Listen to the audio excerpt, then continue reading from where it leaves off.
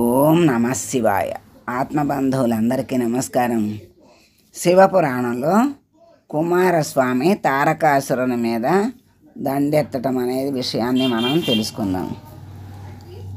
తల్లిదండ్రుల యొక్క బ్రహ్మాది దేవతల ఆదేశానుసారం కుమారస్వామి స్వర్గంలో బృహస్పతికి నమస్కరించి రుద్రాది గణాలతో కూడుకుని రణభేరి మోగించాడు. శోణితపురం నలుదిక్కులకు సైన్యాలు ఉండేటట్లుగా చేశాడు.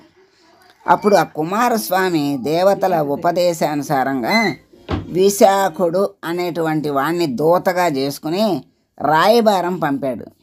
విశాఖుని ద్వారా ఈ విధంగా తారకునికి కబురు పంపాడు.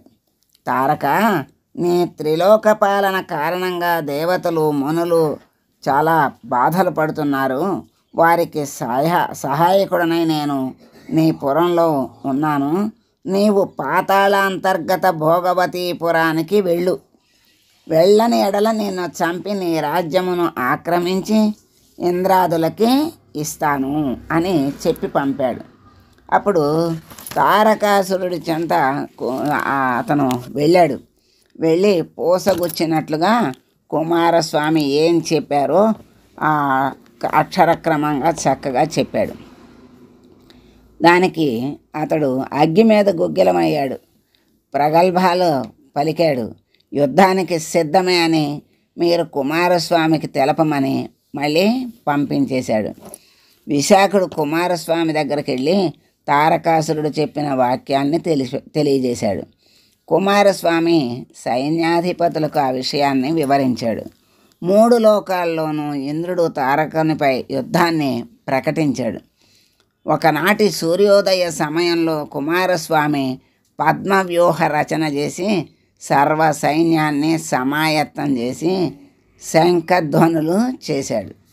మహోగ్రంతో ఇరుపక్కల సైన్యాలు తలపడి సూర్యాస్తమయం వరకు భయంకర యుద్ధాన్ని చేసినాయి. మరోరోజు సూర్యోదయ సమయంలో మళ్ళా ఉభయ సైన్యాలు పోరాటాన్ని కొనసాగించినాయి.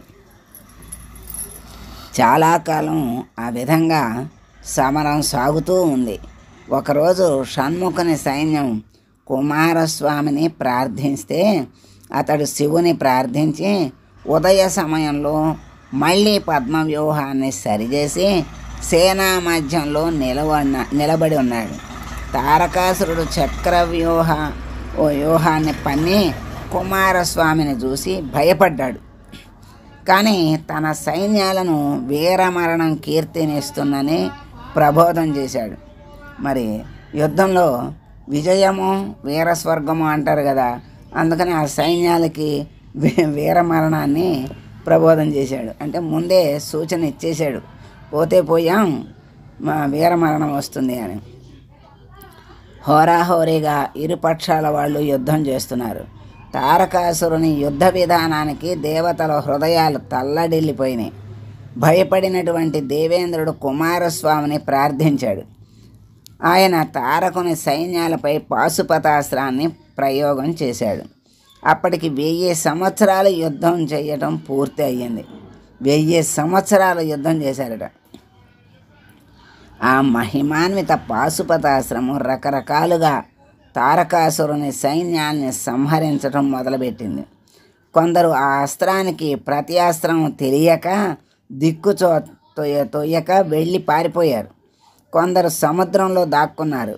సైన్యాలను చెండాడిన పాశుపతాస్త్రం తారకాసురుని పైకి వెళ్తోంది. అతడు కూడా భయపడిపోయాడు. సమరరంగం నుండి వెనుకకి జంకాడు. ఆ అస్త్రం తిరిగి కుమారస్వామిని చేరింది. అంటే జంకి వెనక్కి తిరిగిన అతడు జరిగాడు, భీతిల్లి వెనక్కి తిరిగాడు కదా, అందుకని ఆ అస్త్రం ఆయన మీదకి వెళ్లకుండా మళ్ళీ కుమారస్వామినే చేరింది. పాశుపతం యుద్ధరంగంలో సమరం వనర్చే వాళ్ళనే చంపుతుంది, కానీ వెన్ను చూపి పారిపోయే వాళ్ళని ఏమీ చేయదు కనుక తిరిగి వచ్చిందనమాట. ఇప్పుడు తారకాసుర సంహారం తెలుసుకుందాం. పాశుపతాస్త్రం కారణంగా భయపడి స్వగృహానికి వెళ్ళినటువంటి తారకాసురుడు పార్థివలింగార్చన చేసి రక్తం చేసి శివలింగానికి అభిషేకం చేశాడు. ధ్యానంలో నిమగ్నుడై ఉన్నాడు. ఆకాశవాణి ఏమందంటే, తారక, నీకు సంపూర్ణ ముక్తి లభిస్తుంది, విచారించవద్దని చెప్పింది. అది విని అతడు సంతోషాన్ని పొంది సూర్యోదయ సమయంలో సైన్యాల్ని ఆయత్తం చేసి రణభేర్ మోగించి కుమారస్వామి సైన్యాలపై యుద్ధాన్ని ప్రారంభించాడు. మహోగ్రంగా ఉభయ సైన్యాలు భయంకరమైన పోరాటాన్ని చేస్తున్నాయి.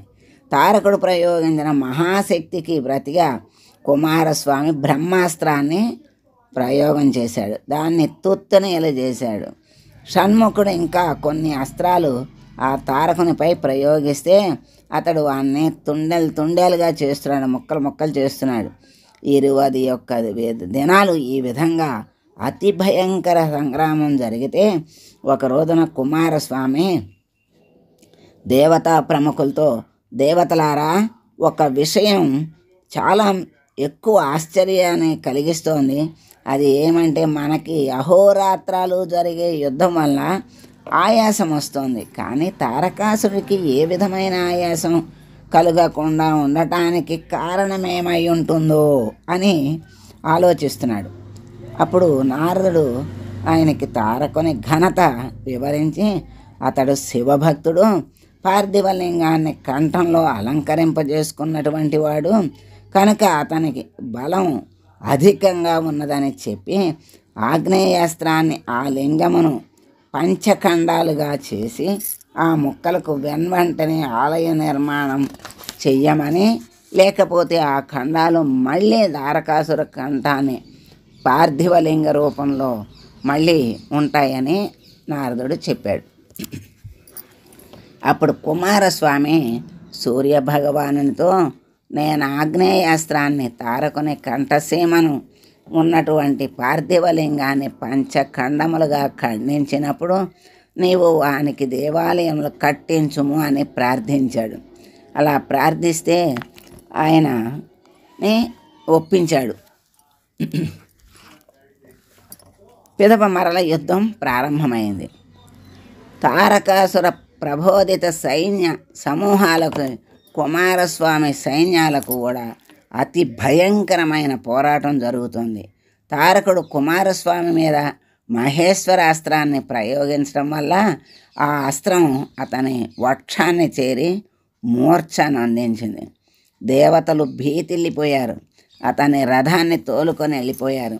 మూర్ఛ నుండి తేరుకున్న తర్వాత కుమారస్వామి బెదిరిన సేనలను అందరినీ మళ్ళీ కూడగట్టుకుని సురలకు దేవతలందరికీ ధైర్యం చెప్తుంటే అంతలో బ్రహ్మ, విష్ణు, ఇంద్రుడు మొదలైన వాళ్ళు లోకాల్ని తారకాసురుని బాధ వల్ల ఇడుమలను పడి తల్లడిల్లుతున్నాయి, అందువలన నీవు అతన్ని త్వరగా అంతమొందించాలి అన్నారు. కుమారుడు సమరరంగంలోకి దేవరుద్ర మరుద్గణాల సహాయంతో శత్రు సైన్యాల్ని దునుమాడుచు అతనిపై తారకుడు ప్రయోగించిన అనేక అస్త్రాలను ప్రతిగా ఆగ్నేయాస్త్రం ప్రయోగించాడు. అది తారకుని పార్థివలింగాన్ని ఖండాలుగా చేసింది. పవిత్ర మధురోంకార ధ్వనులచే తాకగా వాటికి వెంటనే సూర్యుడు విశ్వకర్మ సహాయంతో దేవాలయ నిర్మాణాన్ని చేసి లింగ ప్రతిష్టలు కూడా చేసేసాడు. అవే పంచభీమలింగేశ్వరాలుగా ప్రసిద్ధి చెందినవి. దేవతలు ఇదే అదను తారకుని చంపటానికి అన్నారు. కుమారస్వామి మంత్రయుక్తంగా మహిమాన్విత బ్రహ్మాస్త్రాన్ని సంధించి తారకుని సంహరించితే ముల్లోకాలు కూడా ఉల్లాసాన్ని పొందినాయి. విజయధ్వానాలు ఆకాశంని అంటిని. పూలవాన కురిపించారు. కుమారస్వామికి ఆశీర్వచనాలను ఇచ్చారు. బ్రహ్మాదులు తమ స్థానాలకి వెళ్ళిపోయారు. ఇది మనకు ఇంతవరకు తారకాసురుని సంహారం జరిగింది. ఇక్కడికి ఈరోజు సంపూర్ణం చేద్దాం. ఓం సర్వం శ్రీ పరమేశ్వరార్పణమస్తు.